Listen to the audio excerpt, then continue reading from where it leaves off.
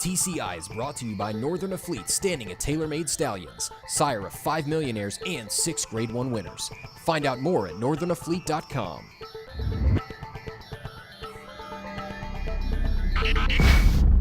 Welcome back to TCI, your inside track to the Triple Crown. I'm John Siegel alongside Joel Cunningham. Joel, today we're going to discuss the Bluegrass Stakes and also the Arkansas Derby. And we're going to see how it affects the TCI Top 10. Joel, it was a drama-filled weekend, both on the track and off. Boy, was it ever. I mean, first of all, on the track, we saw two great races, John, that I really think are going to have huge implications on the Kentucky Derby in 3 weeks and the Triple Crown. I mean, I really liked both of these races and liked the fact that, you know, the real contenders sort of held serve like we've seen in a lot of these preps, which makes this cereal crop so good. But you know what? We also had some drama off the track. Well, you're talking about Dr. Hansen, the tailgate scandal at Keeneland. Would Hansen run with a blue tail or would he not? Joel, we've stayed away from this discussion, but let's throw our hat in the ring. What did you think of the antics? You know, as marketing guys, John, I mean, we do this show for the fans. So I'm all for what Dr. Hansen's trying to do there. I mean, he has the vehicle to do it. He's got a wildly popular horse. It's right before the Kentucky Derby. You know, I totally see where he's going there, and I don't mind anything that he was doing. Other than the fact, the problem I had was taking the horse maybe out of routine a little bit. I mean, Mike Baker was on board for the early morning painting, but once they washed it out, that should have been the end of it. Instead, they try to rush another paint job into the equation. Clearly, he wasn't on the same page with his trainer after that point. So anytime I think you take the horse out of routine, then I have a problem with it. But the blue tail, I don't have a problem with that. I mean, you know, if the horse runs on a sloppy track, he's going to have a brown tail. I mean, I don't care what the color, as long as it doesn't affect the health of the horse. I don't care what the color of his tail is.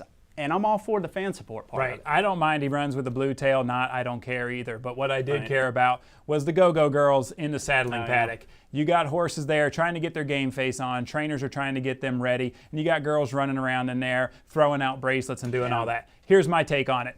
Win the race, then throw out as many bracelets as you want. Drop them from an airplane. Do whatever you want with the bracelets. I just think you got to let everybody get ready for the race. It's a major race, then do all the antics. Well, I got a bracelet, so I thought it was pretty cool. Well, there you go. Let's talk about Hansen on the track now. Joel, the horse was obviously pretty worked up in the post parade. He jumps out on the front. It wasn't crazy fast, but it was pretty quick up front.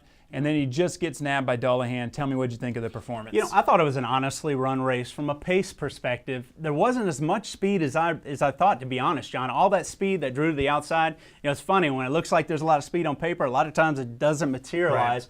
That was the case here. You know, Scatman horses that were breaking from the 12-13 hole, I really thought their best chance of saving any ground at all and having a chance to be successful was trying to get to the first turn first. They did not do that. Hansen, with his high cruising speed, assumed a pretty easy lead in here, and I just thought the pace was honest. I mean, it's 46 and change, but that track's been playing fast, you know, particularly on the inside part of the track. And if you look at Gung Ho, the long shot that tracked right behind Hansen, you know, he certainly went around 46 and 4 probably for his half mile. He finishes up nicely. There's a long shot to run third. But you had a closer in Dullahan, obviously, and then also have a closer in Holy Candy that runs fourth. So I think it was a fairly run race. You know, as we go to the Twin Spires TV race replay here, they're turning for home here, John. You see Hansen showing his class. He puts away Gung Ho here, but you know, look at Dullahan from the clouds. I mean, here's a horse that just loves this track. I mean, you look at these giant strides. You know, I was concerned about him in the paddock because that splint bone injury looked really fresh to me. I mean, you could tell they pin-fired it recently,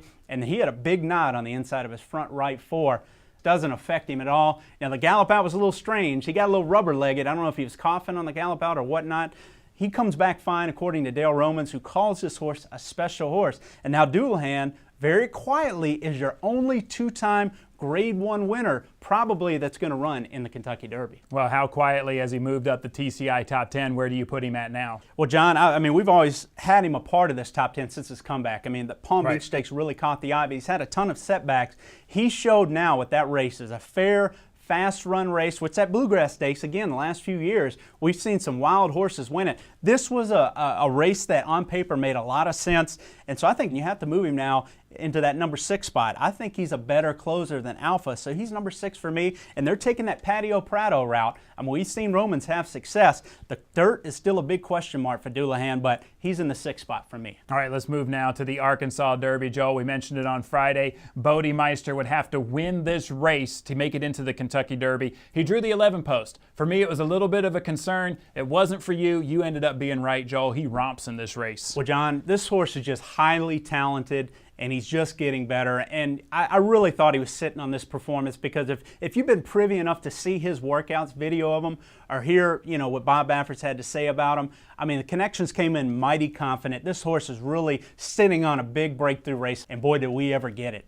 I mean, you look here at the Twin Spires TV race replay again, John, in the Arkansas Derby, and just look at this horse. I mean, he gets a little breather on the turn, and he is just powering away from his stablemate Secret Circle effortlessly. I mean, Mike Smith gears him up here in the end, you'll see, but he gets that last 1/8 of a mile in a shade under 12 seconds. I mean, just a dynamite performance. If you compare it to the Oakland Handicap earlier in the day, I mean, he runs a 1.1 miles way faster than the older males do, and that was a pretty good group. Right. He gets a 108 Beyer speed figure, and now, John, I really think, especially with Bob Baffert in his corner, he is now going to be, I really believe, potentially your favorite in the Kentucky Derby. That was very political. Yeah. I mean, I still have Union Rags on top, but I'm moving Bodemeister up to number 2. I mean, I just think he's the fastest horse. The question for him is, you know, and I have the same question for Hansen and Gemologist. They have high cruising speeds. How are they going to be able to complement each other and find their trips in the Derby? I mean, I really think, you know, these horses are all going to sort of go at each other in maybe the middle stages of that race, John.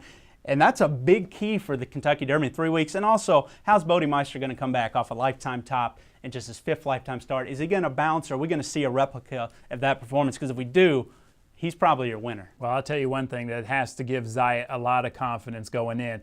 Mike Smith, he made his commitment that he was going to ride Daddy Knows Best in the Kentucky Derby. Right. He's now going to ride Bodemeister. He said the horse did it all on his own, pure talent. Yeah, I was actually shocked when he and his agent committed to Daddy Knows Best, who's going to be a long shot in the Derby, when you haven't even ridden the 9-5 favorite in the Arkansas Derby yet. I mean, I was really shocked, but, you know, it was a no-brainer decision after that. And kudos to Steve Asmussen for letting him out of his arrangement there. And they pick up Garrett Gomez. They picked up a good rider for Daddy Knows Best. But Bodemeister, wow, that was a jaw-dropping performance, John.